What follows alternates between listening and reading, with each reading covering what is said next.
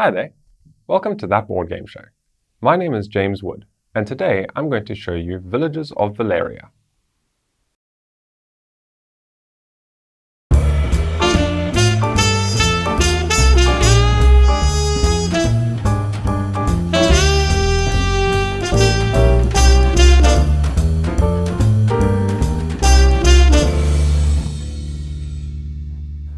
After many years of fighting hordes of monsters, the King of Valeria and his valiant fighters have finally pushed back the evil forces surrounding his kingdom.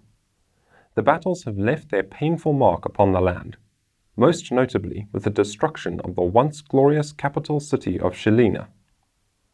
It is now a time of peace and prosperity, and the citizens of Valeria have begun to rebuild their war-torn kingdom. The king has dispatched his heralds to every corner of his realm to announce his desire for a new capital city. Reigning over one of the duchies, you must rally your people, develop resources on your lands, and lead the construction of a thriving village around your castle. Outwit your fellow dukes and duchesses by attracting famous adventurers to bring great prestige to your village. This is your moment to be remembered for all time by becoming the architect of the next capital city of Valeria. In Villages of Valeria, you play the role of a duke or duchess, building a village around your castle by playing cards from your hand onto the table in front of you. Develop resources to build buildings, which give you victory points and special powers. The right buildings help you recruit adventurers, who provide even more victory points and special powers. Keep an eye on your fellow players, as they will be trying to build a grander village, and may even attract the adventurer you were hoping to recruit. The player with the most victory points at the end wins the game, and their village will become the capital city of Valeria. I'm going to show you how Villages of Valeria plays today by playing the solo variant, which gives you a pretty good sense of how the game plays with multiple players as well. There's some minor tweaks which I'll explain as we go, and I think the best way to do all that is to just start playing. So the first thing we do on the first turn is we pick up these 6 cards that were dealt to us at the beginning of the game, and we're going to pick one of them to develop. So I'll take my little castle here and I'll put it on the develop action, and this card will be in the multiplayer game passed around from player to player, and the active player will decide what action they're doing. And after marking which action I am taking, I will look over here at this solo play reference actions card, and we will see develop, trash one card to add a card to your castle as a resource. So that is the develop action. But at the start of the game, we do one develop action for free, so without trashing a card. So it just gives us a little starting resource to get going with. It's the first the little farm or the hut or whatever that is present in our castle at the beginning of the game before we actually start building it up. So I'm going to look at these cards here, and I'll see at the bottom of the cards, you'll see these cards have got lots of symbols all over the place. So let's just break down one card to give you a sense of what they all have going on them. We have an icon in the top left corner here, which represents what type of building this is. In this case, a shadow building, a shady sort of questionable practices place in your village. These icons here are the resources required to build that building into your village. This little row of icons here is the immediate or ongoing effect of the building once it is built. In the top over here, we have the victory points that building is worth at the end of the game. And then at the bottom here, you will see this resource icon, and they all have different resources available at the bottom. So when you develop a card, you're going to take one of your cards, you're going to spin it around upside down and tuck it underneath your castle. So you've sacrificed the potential option of building that building in the future to get a resource which you can then use to build other buildings.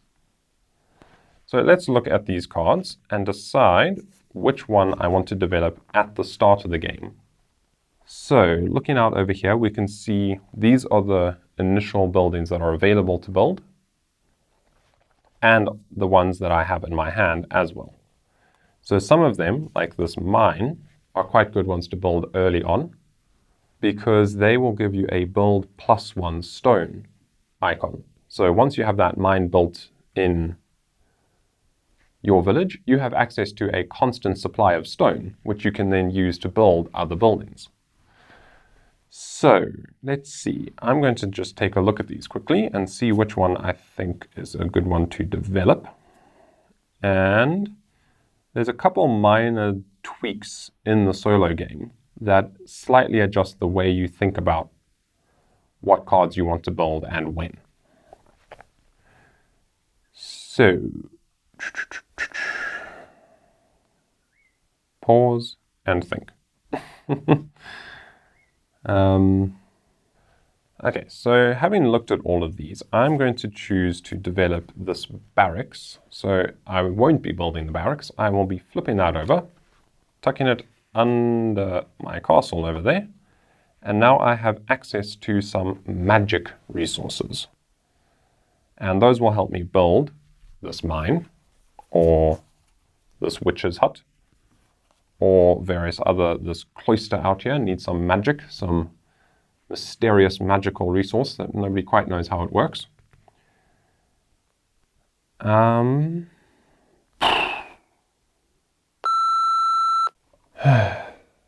Take number I don't even know anymore. I don't know why I'm struggling with this one. I just am. And I want to film it because it's a good solo mode. But what makes it a good solo mode?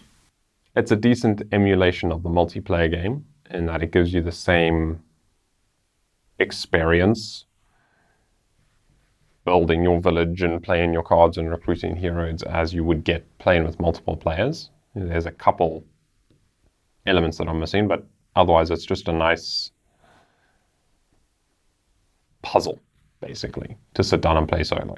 So that is...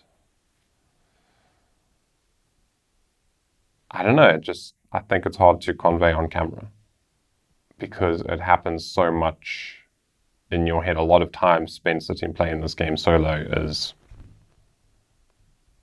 doing that.